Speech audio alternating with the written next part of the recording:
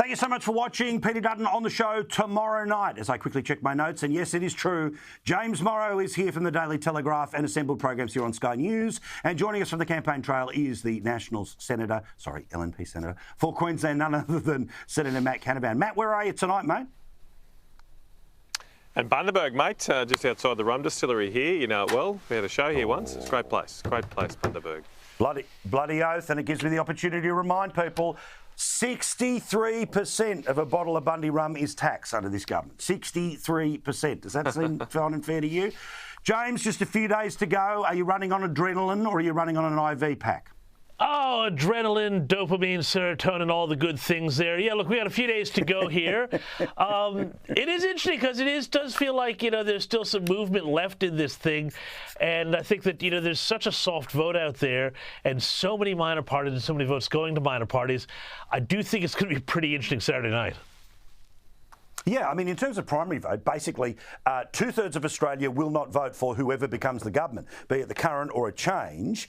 And that, of course, brings into that question of preferences. It's why I bang on, regardless of which way you're planning to vote, if you're not planning to vote major party, that what you do with number 2 matters. It really, really matters. And if you send it out on a long journey, like Uncle Clive would like you to do, well, guess what? It's going to result in the re-election of the current government. But then he wants more Trump in. Anyway, you get the point. Matt, let's talk about last night in the debate and the Welcome to Country conversation. I've got a couple of views on this, and it's not about pulling my punches, but I think that anyone promising, and certainly the Palmer ads are out there sort of pretending that someone's going to pass a law and Welcome to Country is going to disappear. It's not. No one's going to. It's a custom. Unions will do it. Lefty groups will still do it. But it is good of Peter Dutton to turn around and say, you know what, we don't need it at the opening of everything. I think it's going to change how things are done in this country, Paul. As you say, you're not going to pass a law to get rid of it completely, but I do think we're going to see fewer welcomes to country now at inappropriate times because of leadership from Peter Dutton here. He is just giving the voice to the vast majority of Australians. I mean, this has been a hot topic. I've been on the polling booths every day for the past week, certainly on Saturday and today. A lot of people have been talking about this, and they just had a gutful. They've had a gutful of trying to go to a nationally unifying event like an Anzac Day service, a sporting match, and they're force-fed a political diatribe. And it's not just about the ceremony here, Paul. I think the Labor Green ABC Guardian-led reaction to this shows how out of touch they are on other issues too. They're out of touch on this issue when it comes to the Welcome to Country. But that also explains, I think, Paul, why they're out of touch on things like energy and housing and migration, because their gut instincts are just not aligned with the average thinking of everyday Australians. Well, also, it always strikes me that, when a suburban council in woke bits of Melbourne moves Australia Day, that Alice Springs doesn't, that Darwin doesn't, James. And again, it is one of these things where there is this absolute difference between people who somehow want all the benefits of the 21st century but then want to pretend that the past couple of hundred years didn't and shouldn't have happened.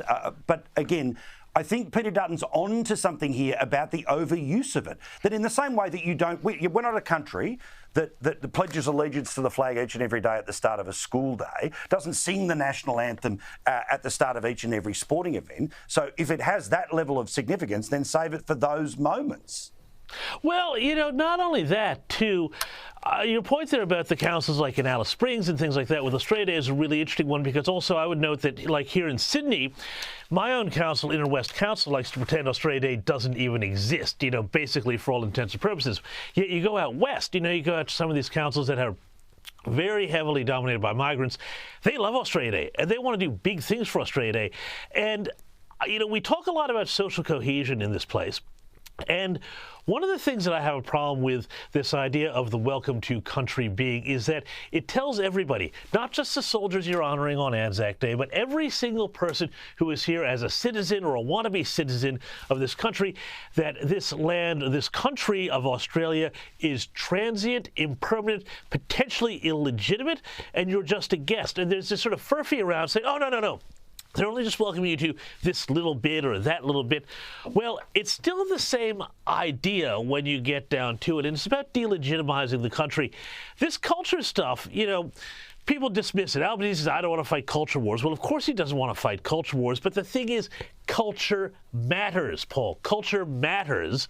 And if you don't follow the culture and maintain a shared set of beliefs, traditions, ideas, values, ways we deal with one another, then all the other stuff, including a prosperous economy, don't fall out of it, which is the way it has to work.